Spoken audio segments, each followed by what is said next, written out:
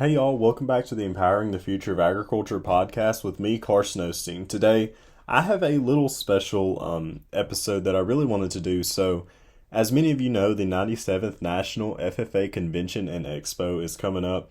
It starts on Wednesday, October 23rd, and I know many chapters are getting ready and many members are getting on ready, starting to pack, starting to get their stuff together for convention. And I really wanted to do an episode where I dive into convention as a whole. I mean, I went last year to the 96th National FFA Convention and Expo, so I feel like I could speak a little bit on it. While it was only my first convention, I'm still going to give my 2 cents, and maybe this will help some people. We will see.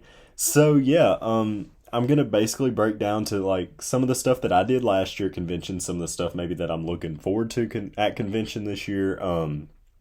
I'm going to talk about the necessities when it comes to packing because you do not want to you don't want to leave the stuff that you need.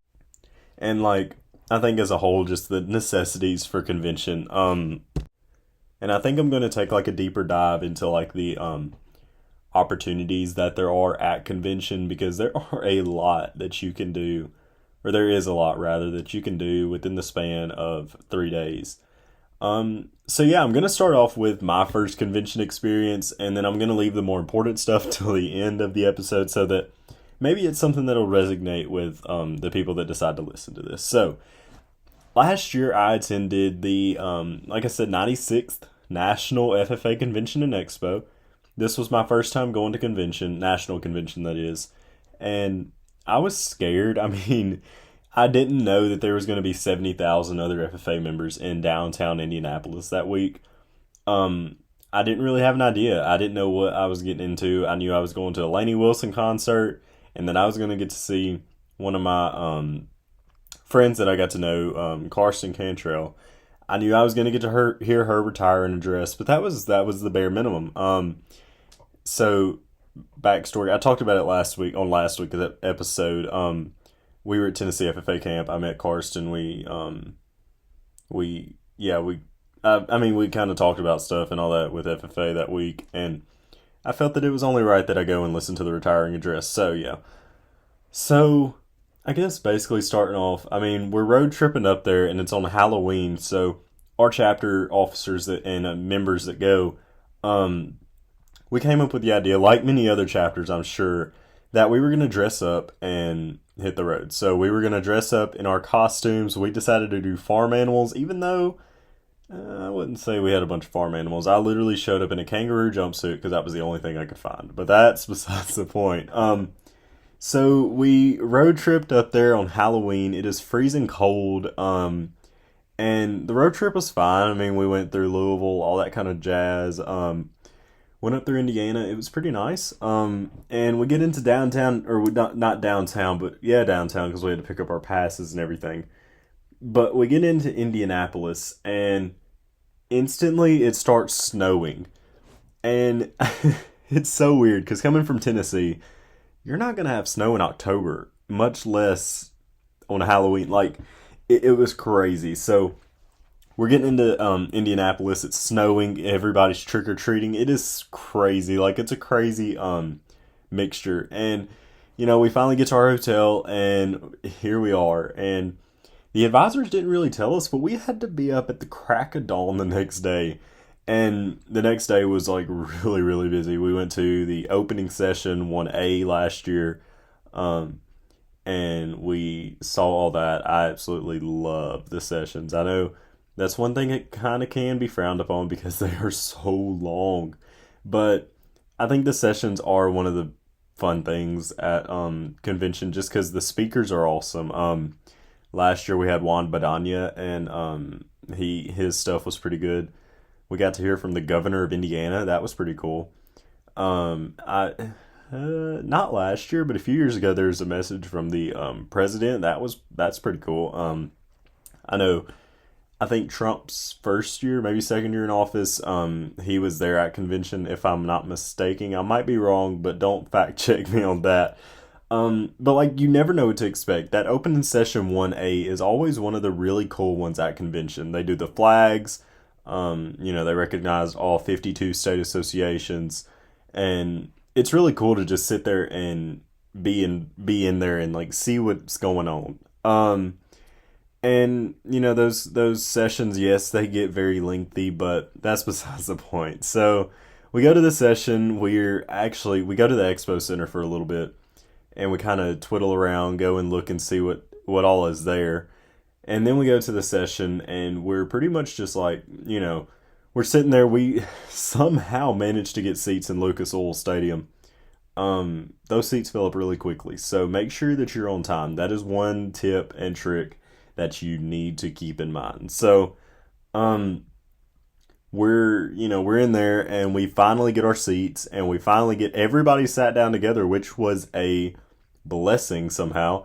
And then we look up to our left, and there's like Covington and a few other chapters from West Tennessee, and we're like, oh, I guess we found the right spot. I think it was like Covington and Peabody, or Trenton, Peabody, Trenton, same place. Anyways, that's another story.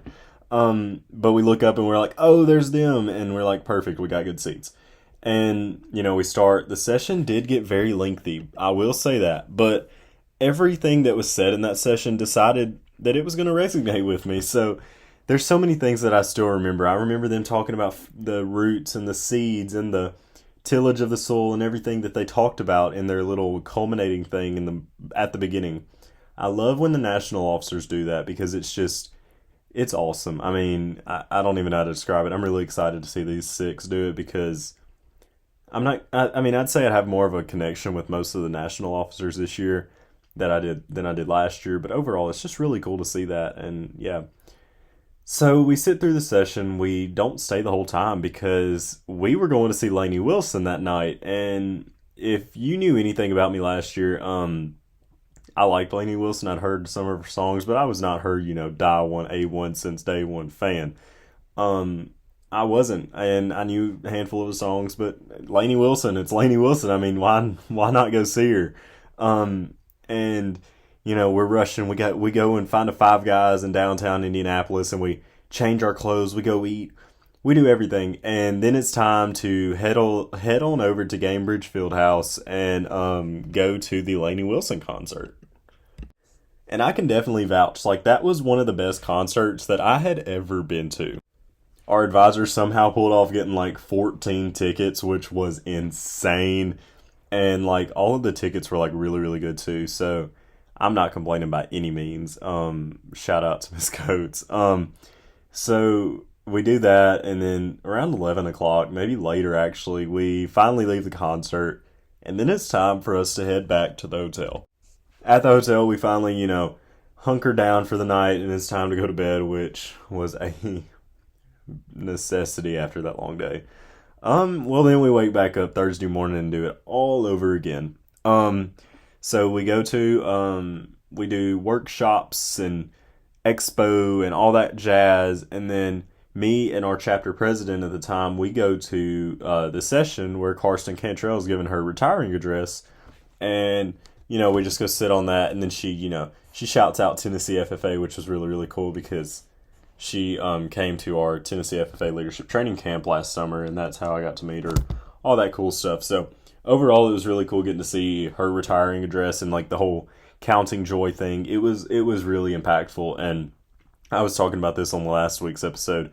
Like, retiring addresses are like some of my favorite things ever. They're so bittersweet. I mean, I hate to be sending off those people because, for example, this past year at state convention, Tennessee FFA state convention, like, I absolutely loved every person on that state officer team. And, I mean, everybody helped me in some kind of way. I mean, I got to know every single one of them. And sitting through and hearing absolutely every single one of their retiring addresses, it was sad. I mean, it was really sad to know that these 8 ladies were not going to be state officers anymore. And those connections kind of formulate throughout the year. I mean, I talked to Ella a handful of times throughout the year, Hannah, Lily, all of them.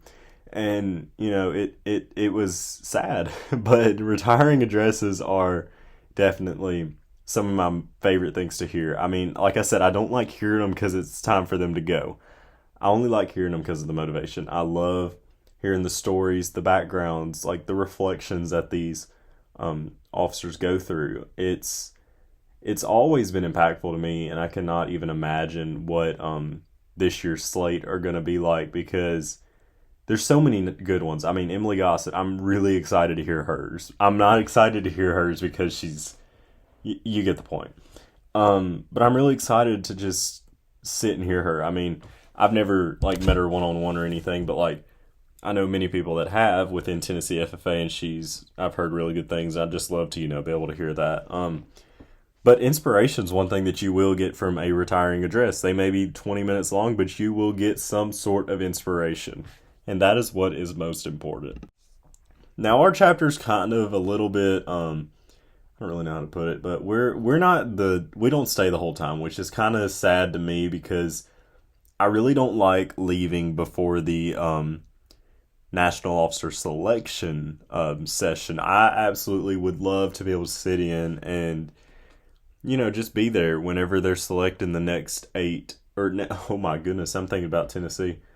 When they're selecting the next 6. So last year, Faith Cook from Tennessee, she served as our 2022-2023 state secretary, I believe. She ran for a national officer position. She, I believe, was in the top like 25 or so that were going to get a position, like that could get a position. Unfortunately, she did not get selected, but she is our national officer candidate again this year. And I mean, I think everybody in Tennessee has a really good feeling for Faith.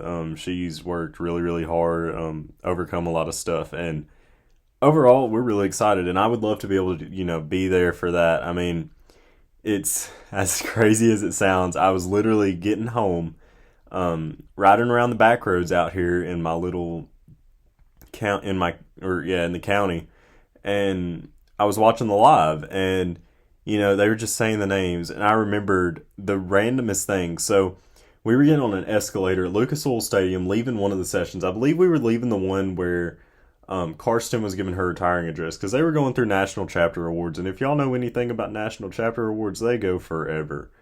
But we were walking to the escalator, and I saw a button on somebody from Michigan, and it says like, "We Heart Mara," talking about Amara Jackson, the now national president. And it was just so cool seeing the support that everybody was devoting towards these candidates. And like I don't even know how to describe it. I mean, it's so full circle seeing the selection, and then around 365 days later seeing the culmination of their term within a retiring address. And it's always going to be one of my favorite things. I mean, it's sad.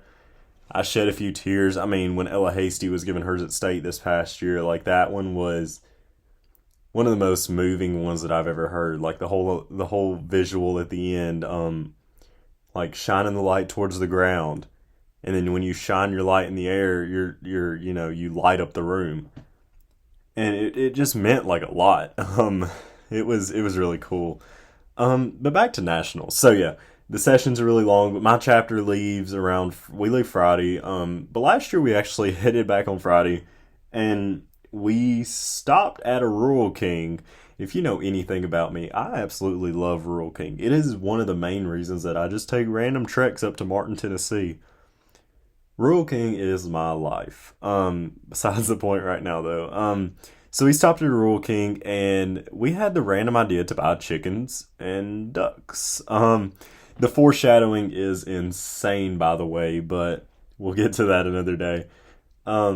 So we decided to stop. We bought chickens and ducks. We bought one chicken and one duck, actually.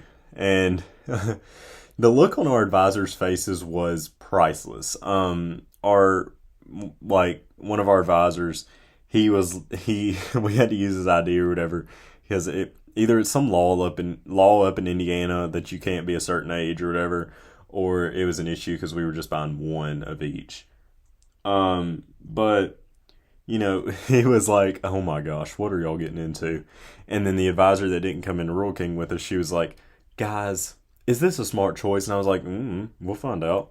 But we bought the chicken, we bought the duck, we sent it home with one of our officers, and it was a bonding experience, to say the least. I mean, trying to take care of a chicken and a duck for roughly 7 hours on a school bus is kind of crazy. I mean, I, I have 16 chickens and two ducks right now, and I could literally not even imagine what it would be like to have to take care of those for 7 hours plus on a school bus. I mean, my chickens and ducks are some of the nastiest animals like on this planet. I mean, the ducks, I have to constantly clean out their little thing. Their water's always dirty. They never have like they're so messy. And chickens, they're chickens. They stink a good bit. But like we did that and it was kind of funny. We got back, we made them the unofficial chaplain and student advisor of Haywood FFA. It was actually really cool. So that was my convention last year. It wasn't the obviously most extravagant thing, but it was nothing short of a experience to say the least. So yeah, kind of fast forwarding to this year. So I'm gonna give like the rundown of what I'm expecting to get out, and what I'm excited for because our chapter's actually doing some pretty cool stuff this year. So this year with National Convention, we are going to be actually we're leaving on Monday the 21st, which is awesome. So we'll be getting to miss a whole week out of school, Monday to Friday. Love it. But that's not what it's just about. I mean, going up to Indianapolis with 70,000 other FFA members is truly empowering. I mean, I really don't know how I'm gonna like explain it at the end of it. I'm gonna have to do a recap episode next Saturday, and it truly is gonna be. I don't even know how to describe it, but I'm excited to say the least. So, Monday we're gonna spend it like Monday and a little bit of Tuesday. We're gonna be like planning a bunch of stuff, like a little conference that Haywood FFA is trying to put on for our freshman members, and we're gonna be planning that, getting all that together, and then we're gonna head. Then we're going to probably do a little bit around Indianapolis and all that kind of stuff, and then Tuesday. Well, no, not Tuesday. But Wednesday, we are going to do workshops, the Expo, and then, this is awesome, we're going to see Megan Maroney. We got, four of us are going to see Megan Maroney, the rest are going to the rodeo. But we got floor seats to see Megan Maroney, and random thing about me, I'm a little bit of a fan. I mean, she's like one of my I'm like within the top listeners or whatever on whatever this app's called. Besides the point, but yeah, I'm really excited about that. I mean, it's different than Lainey Wilson last year because I actually know the music. So yeah, I'm proud of myself. So if you see me at the concert, no, you didn't. Yeah. So we're going to see Megan Maroney, and then Thursday we're going to go to opening session 1B. So this year we're not going to 1A, we're going to 1B. Wednesday, I forgot something. Oh my gosh. I'm actually going to get the opportunity to go tour the FFA Live newsroom at Lucas Oil Stadium. So Miss Julie Woodard at National FFA is probably the sweetest person ever. Her and Mr. Larry Downs and Miss Lauren, I cannot remember her last name, but this crew right here, I've never really spoken on this because I haven't had a stage to speak on it yet. But these are like the people behind the scenes with FFA in the USA. This position has truly been something that I've been really passionate about. I've put out 2 stories that I have absolutely loved writing. I did one on Abby Colley, a member from Westview FFA that has a phenomenal poultry SAE. So if you haven't read that, go look at the link in my bios. I loved putting it together. And this past week, I actually had one get published that was regarding the efforts that my chapter, Haywood FFA, in Haywood County, Tennessee, has been doing to involve freshmen. And I know that is something that many chapters may or may not be really good at, and I'm not going to say we're really good at it, but I'm not going to say we're bad at it. But like, generally being able to engage that new generation or whatever is important. So I figured that I was going to write a story on it, publish it. We're going to see where it goes. And so far it's been taken pretty good. But yeah, so those 3 right there, Miss Julie, Mr. Larry, and Miss Lauren, they're really, really good at what they do. They review the stories, they publish them. They are phenomenal at their job. I know I wasn't talking directly, but Paige Purdue, the Tennessee FFA state reporter, had mentioned how Miss Julie was one of the most down to earth people that you could ever meet. She was sweet. Whenever she went to go to the Speak Ag Pioneer little meeting thing they did, because she's one of those, and just talking about Miss Julie, how sweet she was about everything. I'm really excited to get the chance to meet them. So I have completely beat around the bush, back to the center of it.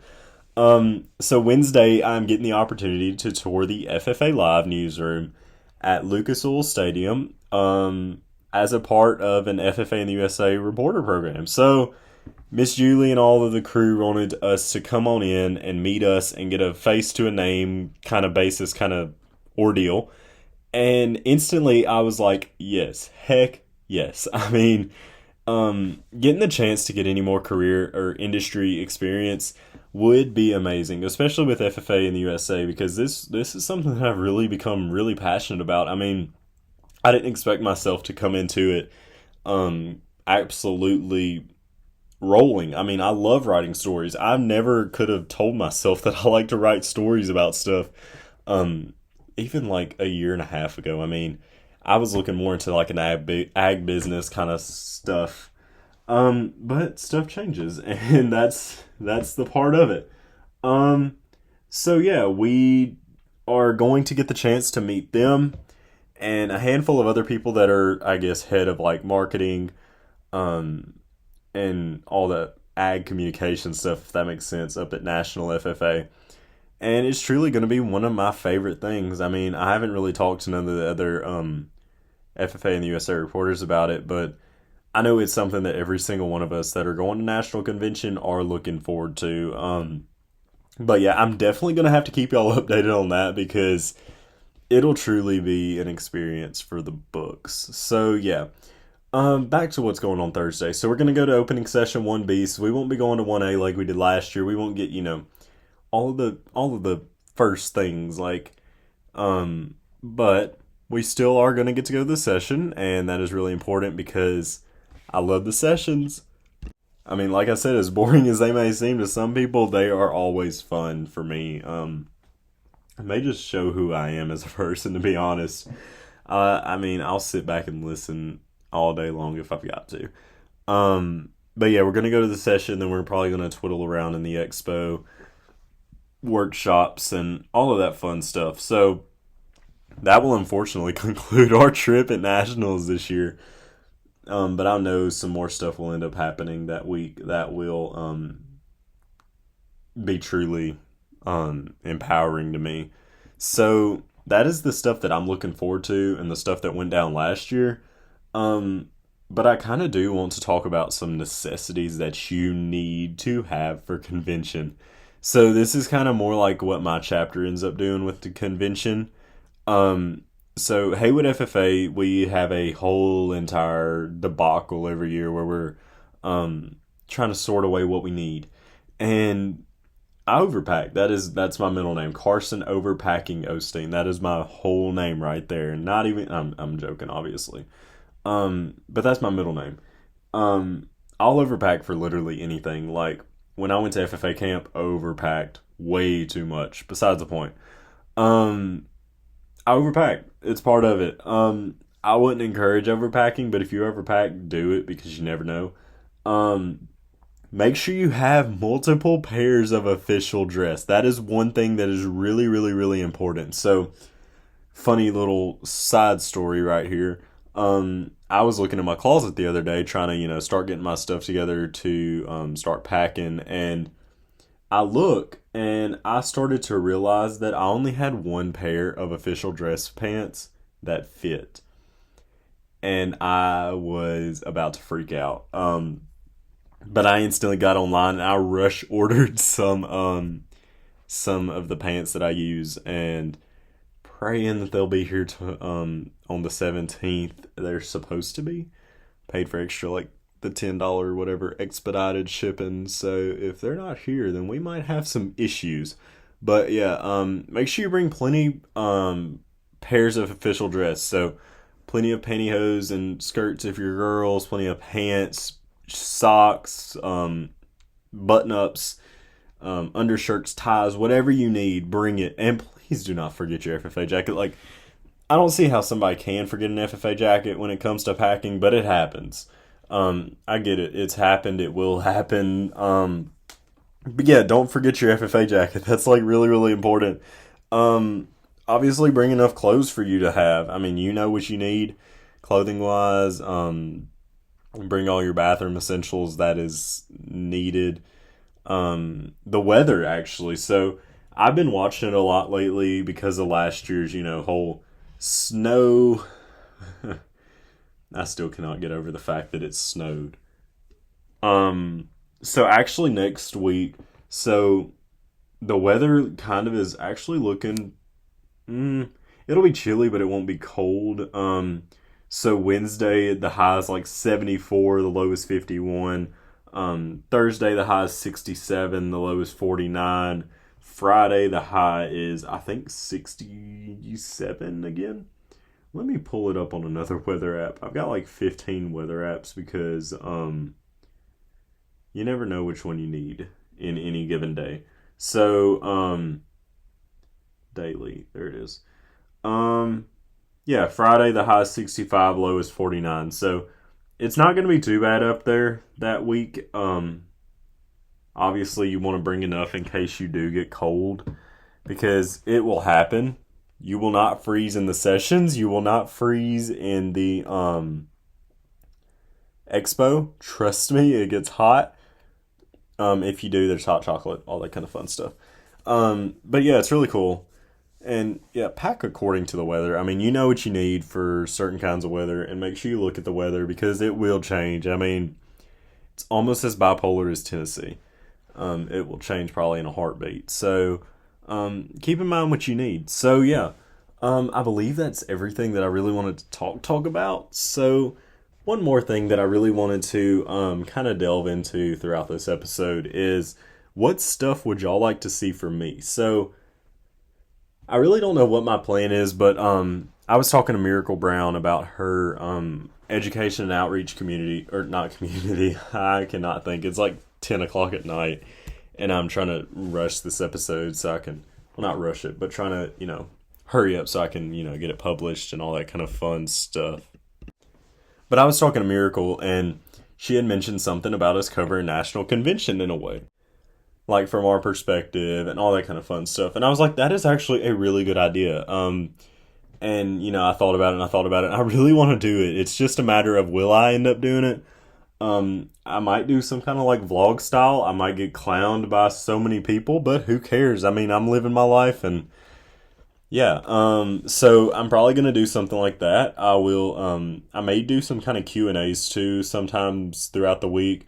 Obviously if I see important people that I know, I'm going to go up to them and I'm going to be like, hey, you want to, talk, get a picture, whatever. You'll get the picture at the end of the, week. So I want to do some kind of vlog style thing. I don't know where it'll get posted. I'll make a YouTube channel if I got to. But I think it'll be really fun. And yeah, so I'm really excited to get the chance to bring my to bring my second and the 97th National FFA Convention and Expo experience to you guys at home and all across the country. Because I know there's so many students that are going across the country that have different experiences. Not everybody's going to have the same experience that I do throughout National Convention. And I think that's something that's really special about the whole convention just convention in general. Not everybody's going to take the same thing from it. Not everybody's going to go for the same reason. Not everybody's going to do this. Not everybody's going to do that. But in the end, we're all FFA members and we're all here to promote the future of agriculture. And so that is pretty much all that I have for this little special episode. Little sidebar on some podcast episodes coming up. I will be publishing an episode on October 28th with Emily Whitehead, the 2024-2025 East Tennessee State Vice President for Tennessee.